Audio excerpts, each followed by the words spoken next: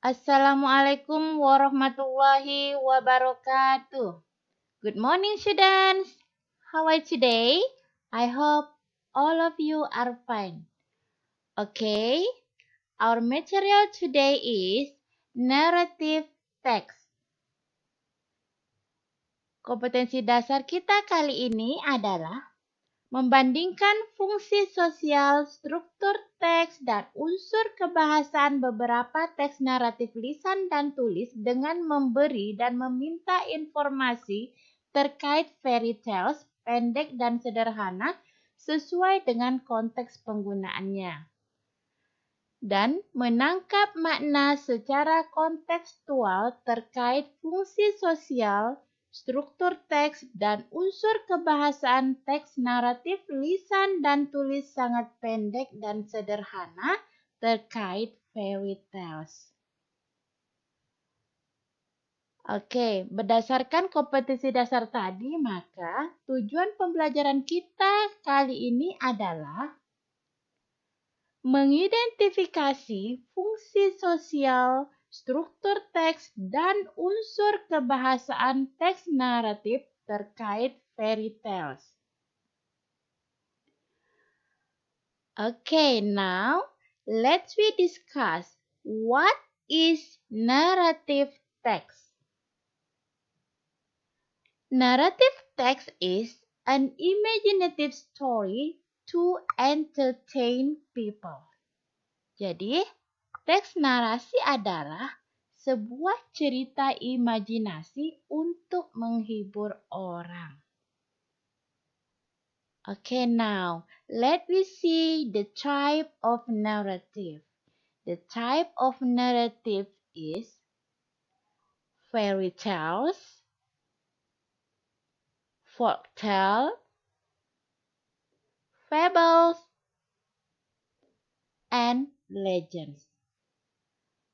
Okay, based on the tujuan pembelajaran kita, maka teks naratif kita kali ini adalah yang terkait dengan fairy tales. Okay, now what is fairy tale? Fairy tale is a story usually for children about elves, wizards, dragons, fairies, or other magical creatures. Jadi, dongeng adalah sebuah cerita yang biasanya untuk anak-anak tentang peri, jin, penyihir, naga, ataupun makhluk-makhluk gaib lainnya. Okay, now let me see the example of fairy tales. The example of fairy tales are Cinderella, Sleeping Beauty, Rapunzel, Snow White, Little Red Riding Hood, Pinocchio, etc. Dan masih banyak yang lainnya lagi. Ini hanya contohnya saja. Okay, now let's discuss the social function, the generic structures, and the language features of narrative text. Nah, untuk fungsi sosial, struktur teks, dan unsur kebahasaan teks naratif, baik itu terkait dongeng, legenda, fable, ataupun cerita rakyat, semuanya sama. Tidak ada perbedaan. Okay, now let me discuss one by one. Okay, we start from social function. Okay, what is the purpose of narrative text? The purpose of narrative text is to entertain or amuse the readers with the story, and to educate or teach the readers with moral value of the story. Jadi tujuan teks narasi adalah untuk menghibur pembacanya dan untuk mendidik pembacanya dengan nilai moral yang terdapat pada cerita tersebut. Okay, now the generic structure atau struktur teks dari teks narasi. Okay, the first is orientation. Apa sih itu orientation? Orientation adalah pengenalan tokoh, tempat, dan waktu. Biasanya terdapat pada awal paragraf atau paragraf pertama. Oke, ini contohnya. Nah, once upon a time, bla bla bla. Nah, di sini kita lihat waktunya adalah once upon a time. Kemudian pengenalan tokohnya, di situ ada Cinderella, Cinderella stepmother, Cinderella stepsisters. Nah, kebetulan untuk waktunya, untuk tempatnya tidak terdapat di sini. Oke, next. Complication. Nah, apa sih complication itu? Complication adalah masalah. Nah, masalah ini sejak mulai hingga klimaks. Nah, ini contohnya. Oke, silakan dibaca. Kemudian selanjutnya adalah, yang terakhir adalah resolution. Nah, apa sih resolution? Resolution di sini adalah solusi masalah, penyelesaian masalah, akhir dari cerita tersebut. Nah, di resolution ini, terkadang cerita itu bisa happy ending, bisa juga sad ending. Ini contoh kalimat dalam cerita tersebut. Nah, di sini kira-kira ceritanya happy atau sad? Nah, ceritanya kebetulan adalah happy ending. So, the generic structures of narrative text are orientation, complication, and resolutions. Jadi ada 3 struktur teks dari teks naratif. Oke, sampai di sini bisa dipahami? Okay, let's we continue to the language features atau unsur kebahasaan. Nah, di sini kita akan mempelajari tentang unsur kebahasaan teks narasi. Okay, the language features of narrative text are indicated by the use of past tense. Nah, menggunakan past tense. Kita lihat contohnya. She lived with her stepmother and stepsisters. Okay. A fairy godmother helped her. A prince fell in love with her. Nah, di situ ada yang membol atau tebalkan. Nah, seperti kata live, help, fell. Nah, di sini adalah kata kerja kedua. Masih ingat kan? Simple past tense itu menggunakan kata kerja bentuk kedua. Oke, next. Menggunakan adverb of time.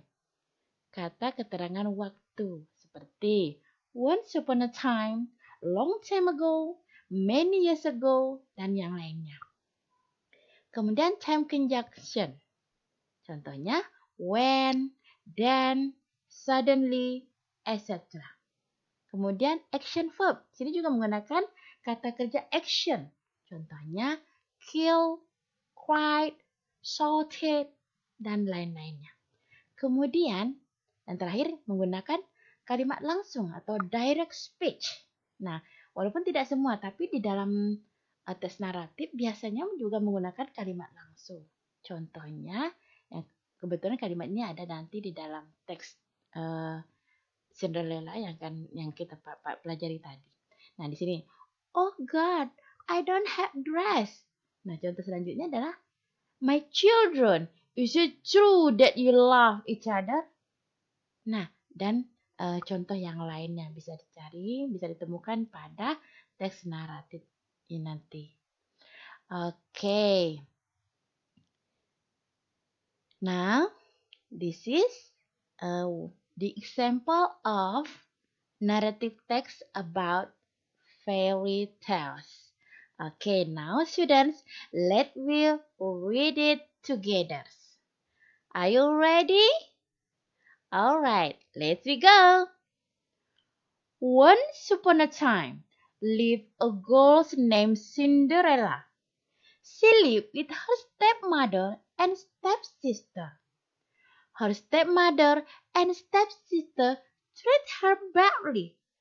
One day, a prince of kingdom invited all girls to the ball. Cinderella wanted to go there, but she did not have beautiful dress. Oh God, I don't have dress. A fairy godmother helped her. She changed her dress into beautiful ones. Then Cinderella came to the ball. A prince fell in love with her. They got married and lived happily ever after. Okay, after we read the text, let me see the question below. Okay, now please answer the questions below based on the text above. Okay, there are 5 questions here. Alright, please answer and write your answer in your book. After that, please submit it in the Google Classroom. Okay, I think that's all, students. Okay, I think today is enough. See you next meeting. Thank you. Bye.